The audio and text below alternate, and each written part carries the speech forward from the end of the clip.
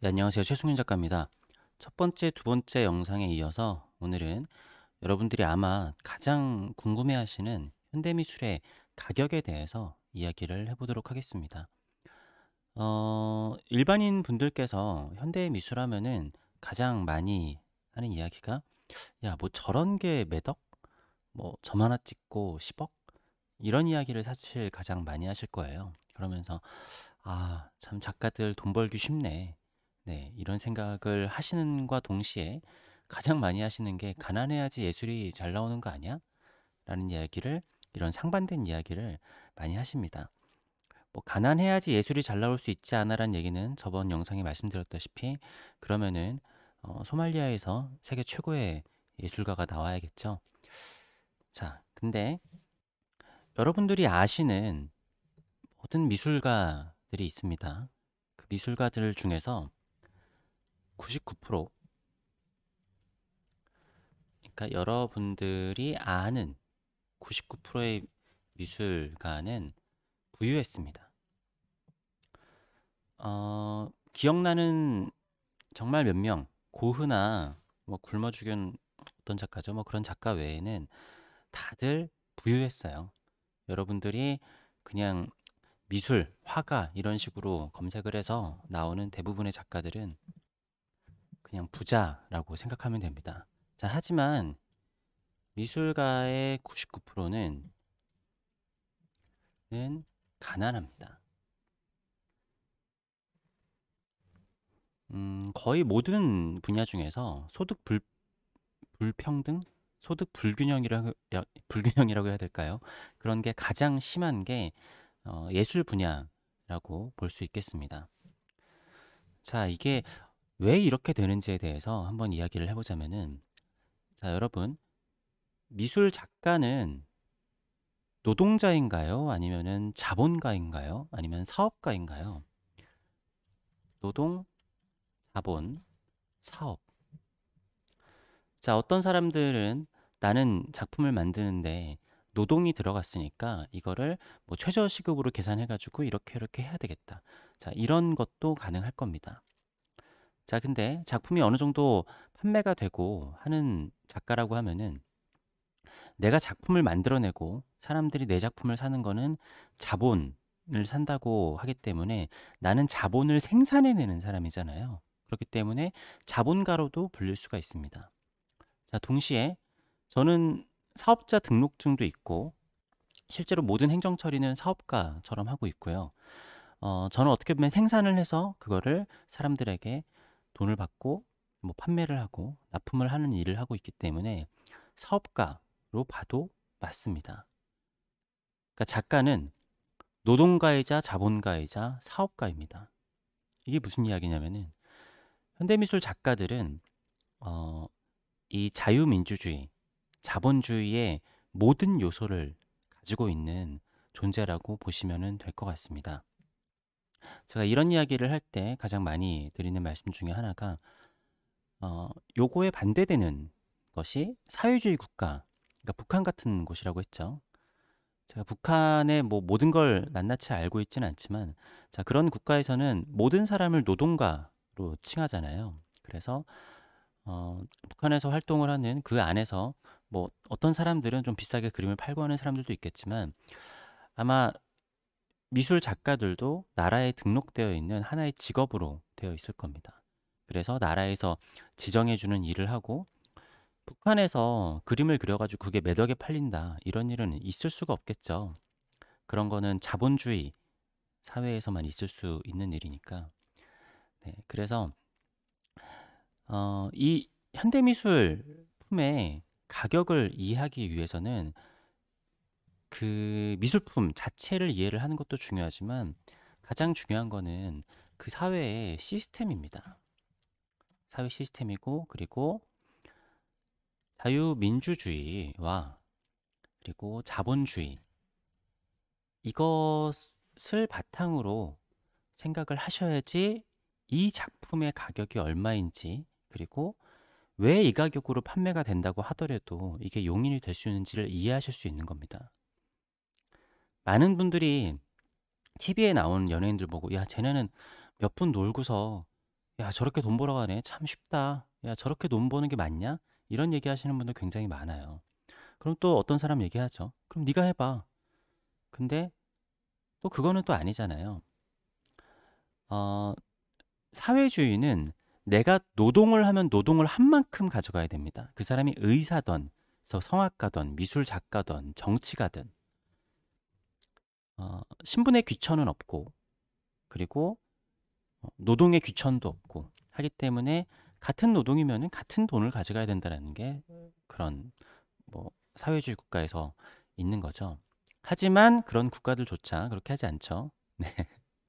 중국에 있는 뭐 시진핑이라든가 굉장한 공산당 관료들은 돈을 엄청나게 많이 가져가잖아요.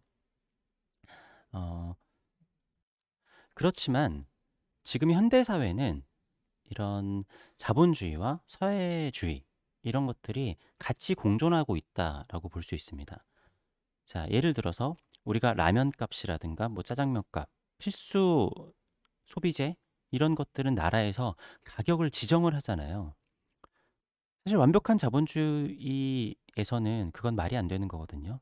하지만 어느 정도 사회 안정을 위해서 나라에서 그거를 조정을 합니다. 어떻게 보면 이건 사회주의라고도 볼 수 있죠. 그리고 최저임금도 정해놓고 사람들에게 일하는 것도 주말엔 쉬어야 된다. 그리고 몇 시간 이상 일하면 안 된다. 이런 것도 하고 아이들은 노동을 시키면 안 된다. 이런 제한들이 있죠. 초기에 있었던 뭐 18세기, 19세기 자본주의에는 그런 개념이 전혀 없었습니다. 왜? 그런 건 모두 자유롭게 해야지. 애라고 일을 안 할 필요가 있냐? 야, 내가 100시간 일하고 100시간 어치 돈을 주겠다는데 왜 그걸 일을 안 시키냐? 이런 거는 완전 빨갱이다. 그러니까 100년 전, 200년 전에 완전히 빨갱이 이론이라고 했었던 것들이 지금은 당연하게 이루어지고 있습니다. 자, 그래서 지금은 사실은 자유민주주의와 사회주의 그리고 자본주의가 다 섞여 있는 사회에 산다라고 볼 수 있어요. 근데 그런 와중에 완벽하게 자유, 자본주의 이 시스템으로 돌아간다라는 게 바로 미술, 현대 미술이라고 볼 수 있겠습니다. 자, 그래서 주식 같은 경우에는 우리나라는 하루에 30% 이상 오른다라거나 그러면은 뭐 락다운이 걸려버리거나 그러죠. 그리고 미국 같은 데는 조금 더 자유로운데, 그리고 뭐 예를 들어서 주식 같은 것들을 담합을 했다. 아니면은 조작을 좀 했다. 이러면은 바로 잡혀갑니다. 부동산도 마찬가지고, 현재는 거의 모든 자본시장도 나라에서 통제들을 하고 있어요. 근데 그러한 최소한의 통제조차 없는 게 바로 미술 시장입니다. 자, 그러면은 많은 사람들이 욕을 하고 의아해하는 것들이 있어요. 야, 그러면은 지들끼리 짜고 치는 거고, 지들끼리 사기치고 하려면은 그런 게 너무나 그런 거 아니야? 야, 그거 진짜 완전 사기꾼들 아니야? 이런 이야기들이 있습니다. 많이 얘기하는 거죠.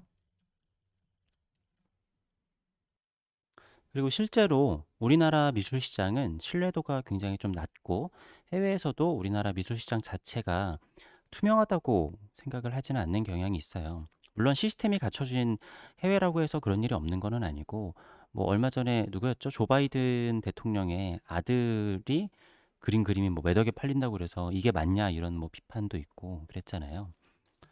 뭐 사실상 해외가 성숙하다라고는 하지만 실제로 가보면은 어, 그러니까 서양을 가보면은 유럽 같은 데 가보면은 귀족 문화랑 하위 문화가 완전 다르듯이 거기서도 성숙해져 있는 곳은 상위 문화라고 보면 됩니다. 하위 문화권 자체는 어떻게 보면 우리나라가 더 성숙하다라고 볼 수가 있어요. 자, 아무튼 뭔가 너무 자유롭게 있기 때문에 혼란스러워 보일 수 있겠지만 그것이 시간이 지나가면서 그 누군가가 패권을 갖게 되고 그리고 질서가 생기게 됩니다. 사실상 우리나라는 현대미술 시장이라는 것 자체가 생긴 지가 얼마 안 됐기 때문에 빠르게 자리를 잡혀가고 있기는 하지만 미술 시장이 성숙하지 않은 것은 사실은 어떻게 보면 어쩔 수가 없습니다. 그리고 그것 자체가 그 나라의 어떻게 보면 그 미술 시장의 품위 그런 거랑 비슷하다라고 볼 수 있겠습니다. 자, 그럼 미술품 가격에 대해서 여러분들이 이렇게 생각을 하시면은 쉽습니다. 그냥 부동산, 주식, 다른 자본 시장하고 같은데 규제가 전혀 없다. 그러면은 여기선 무엇이 있을까요? 자, 수요가 있고요. 그리고 공급이 있습니다. 공급이 있고 그 다음에 사람들의 욕망이 있습니다. 자, 우리나라는 욕망을 조금 나쁘게 보는 경향이 있지만 제가 앞서도 말씀드렸다시피 인간에게 욕망이 없고 욕심이 없었다면은 아직도 그냥 동굴에서 불도 안 피우고 어, 사실은 그냥 동물들한테 잡아먹혔겠죠. 예. 더 좋은 삶, 더 좋은 생활을 영위하는 욕심이 있었기 때문에 사람은 여기까지 성장을 한 거기 때문에 네, 그것에 대해서는 뭐라고 하지 않아주셨으면 좋겠습니다.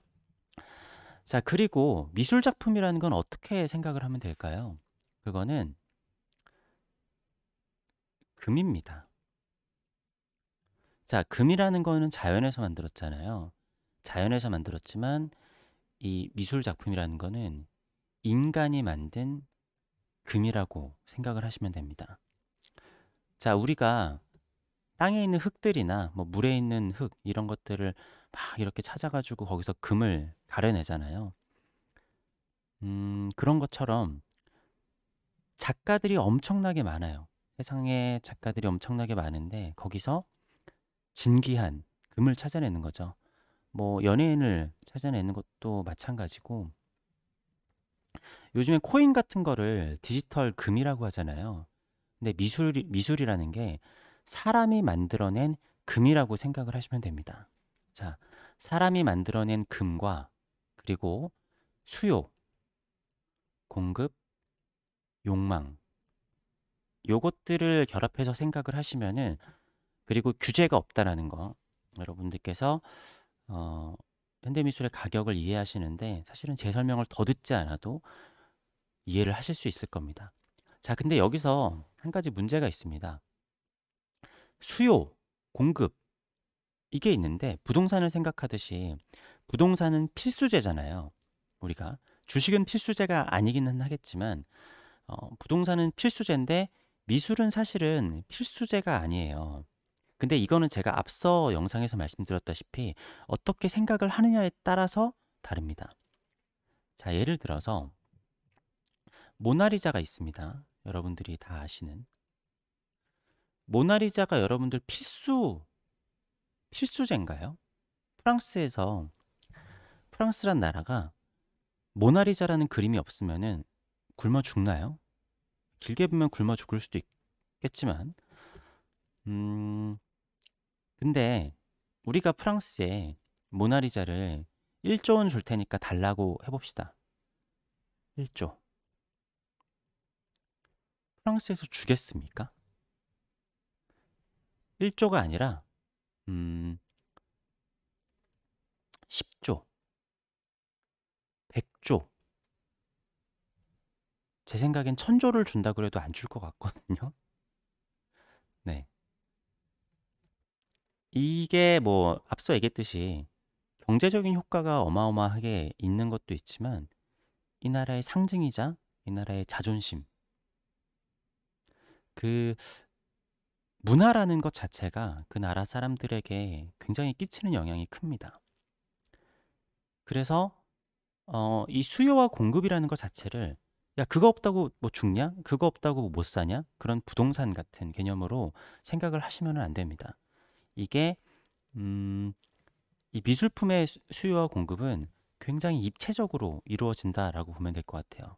그전 영상에서 얘기했듯이 나란 존재는 무엇인가? 굉장히 철학적이고 고뇌하는 그런 생각들과 그리고 경제적인 것도 얽혀져 있고 어떻게 보면은 굉장히 가치가 없는 것 같지만 어떻게 보면은 굉장히 가치가 있을 수 있는 겁니다. 어떻게 보면 코인하고 마찬가지죠.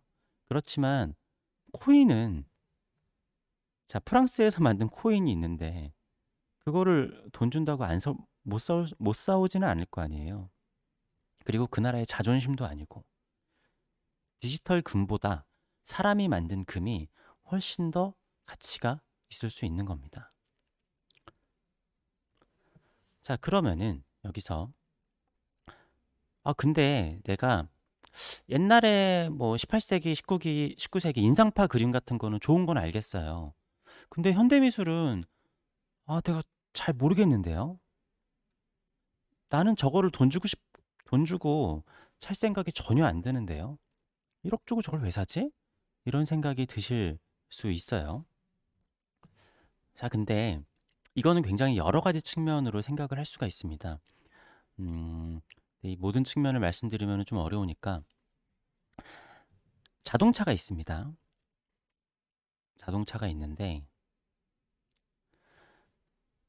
자, 사회주의 시스템에서는 좋은 차 안 만들죠? 그죠?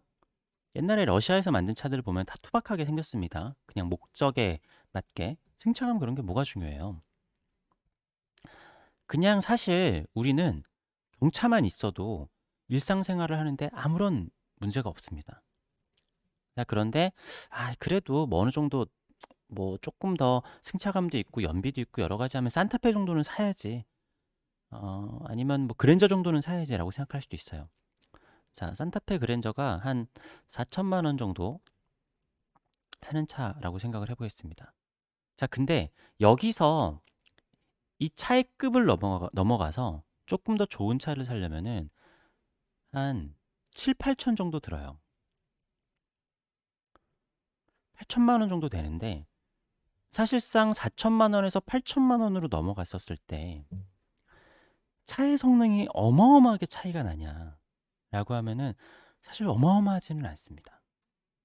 네. 4천만 원짜리 차보다 8천만 원짜리 차가 한 2배 더 빨리 뭐 달리는 경우도 있기는 있겠지만 기본적으로 내가 우리나라에서 운전을 하고 다닐 때 어마어마하게 차이가 나지 않아요. 근데 중요한 건 뭐냐면은 어마어마한 차이가 납니다. 이게 무슨 얘기냐면 어마어마한 차이가 없는데 어마어마한 차이가 나요. 왜냐하면 내가 그걸 집중해서 보잖아요. 내가 거기에 빠져 들어가 있고 그러면은 미묘한 승차감의 차이 그리고 미묘한 그거 물론 내가 한 5천만 원 정도에서 8천만 원 정도 되는 그 값어치의 뭔가가 5천만 원짜리에서 느껴지면 5천만 원짜리를 사겠죠. 근데 아주 그 작은 차이가 크게 다가옵니다. 대체제가 없는 거예요. 그리고 대체제가 없는 걸 알기 때문에 비싸게 팝니다. 자, 근데 여기서 다시 또 한 4억 정도 되는 차가 있습니다. 뭐 우루스라든가 그런 차 있죠. 4천만 원짜리 산타페랑 4억짜리 우루스랑 큰 차이가 있나요? 뭐 큰 차이 있죠. 사실 4억짜리 차는 아무나 살 수 있는 차가 아니니까. 근데 돈이 많은 사람들 입장에선 아무나 살 수 없는 거기 때문에 오히려 더 비싼 가격을 내고 삽니다. 자, 일단 사치품이라는 것도 있고요. 근데 8천만 원짜리랑 4억짜리 차랑 비교하면은 사실상 어마어마한 차이가 있지는 않아요.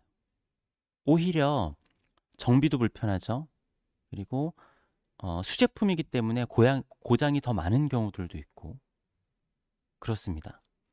4억짜리 차라고 사고가 났을 때 사람이 죽지 않는 것도 아니에요.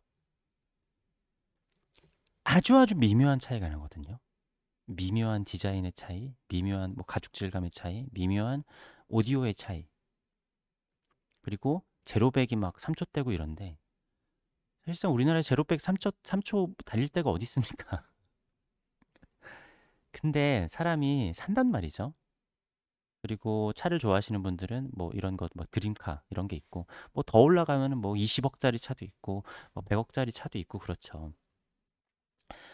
그래서 내가 현대미술도 관심 없이 보면은 야 저거 비슷한데 왜 저거는 100만 원이고 저거는 1억이야 이럴 수 있죠. 근데 그 아주 미묘한 차이에서 대체제가 없으니까 대체제가 없기 때문에 공급이 적은 거죠. 근데 수요가 있고 물론 제가 이렇게 짧은 얘기만으로는 다 말씀드릴 수가 없는데 그래도 어느 정도 조금 차를 제가 빗대어서 좀 이해하기 쉽게 설명을 했다라고 보시면 좋을 것 같습니다. 자, 그리고 제가 한 가지 더 말씀드리도록 하겠습니다. 자, 어떠한 경우에는 그래 그러면은 조금의 차이로 더 잘 그린 그림이 더 비싸게 팔리는 건 알겠어요. 근데 가끔씩 보면은 말도 안 되는 그림이 비싸게 팔리는 경우가 있던데. 이런 경우가 있을 겁니다.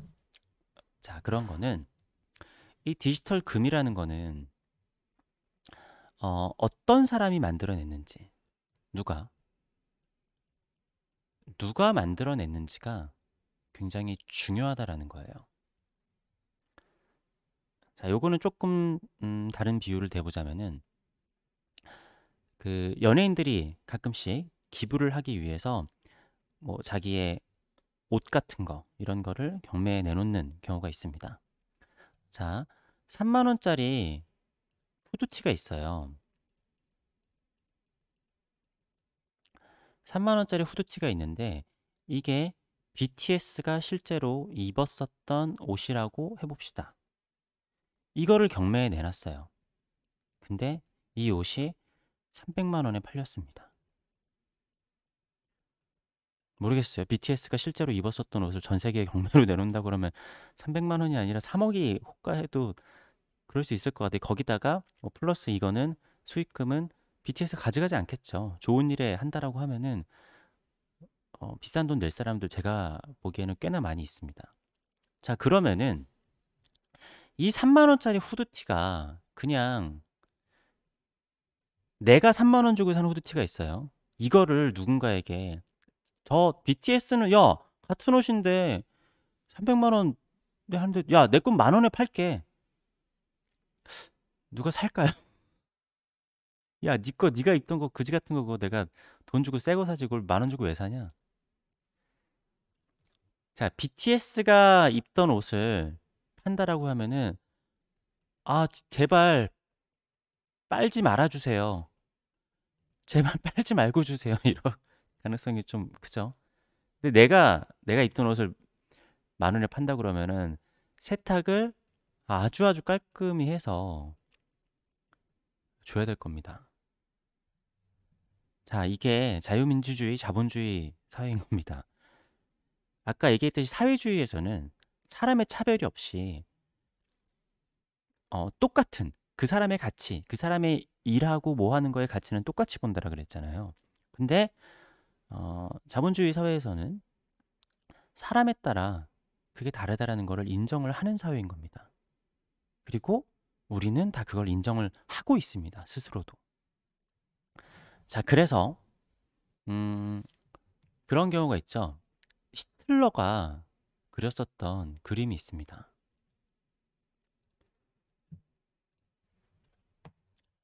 히틀러의 습작. 뭐 이게 제가 정확한 가격은 모르겠지만 1,000만 원에 팔린다고 해보죠. 자, 근데 히틀러의 습작보다 더 잘 그린 최승윤의 그림이 100만 원이라고 해보겠습니다. 이거는 이해가 가시죠? 근데 뭐 객관적으로 아주 객관적으로 봤을 때 최승윤의 그림이 100만 원이 훨씬 더 잘 그렸다라고 볼 수 있습니다. 근데 히틀러가 그냥 어렸을 때 그렇게 잘 그리지 않은 습작이 1,000만 원이 있어요. 아니 당연히 야 그러면 더 잘 그린 게 더 당연히 더 비싸야 되는 거 아니에요? 아닙니다. 제가 아까 말씀드렸다시피 제일 중요한 건 사람들의 욕망이라는 겁니다.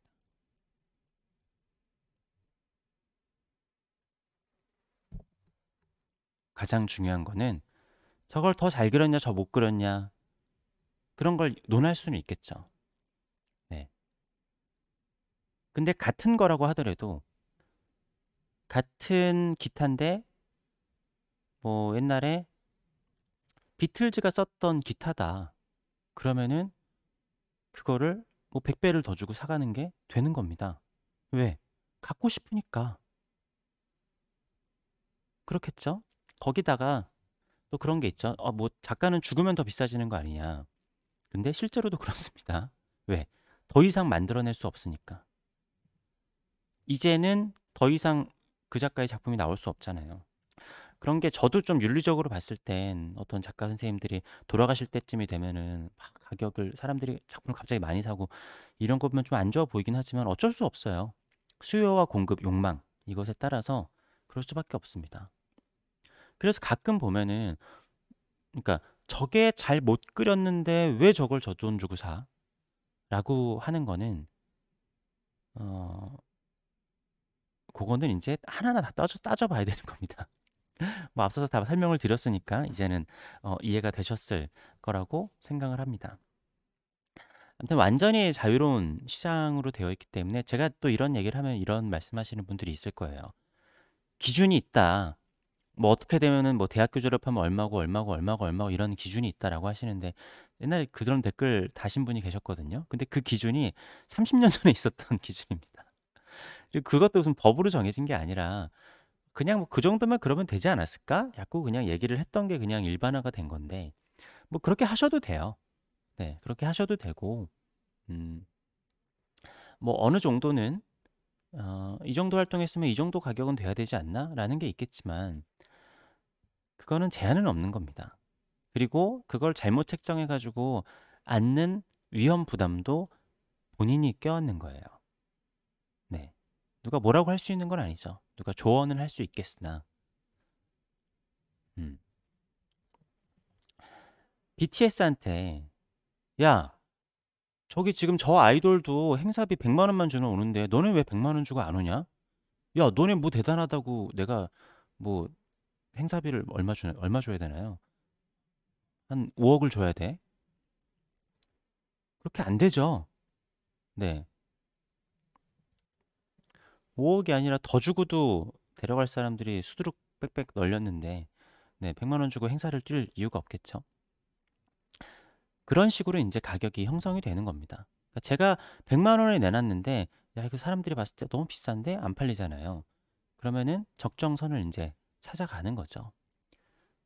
뭐 그런 것까지는 여러분들 뭐 자본주의 세상에 살고 있기 때문에 제가 굳이 설명을 안 해도 다 이해를 하실 거라고 생각을 합니다.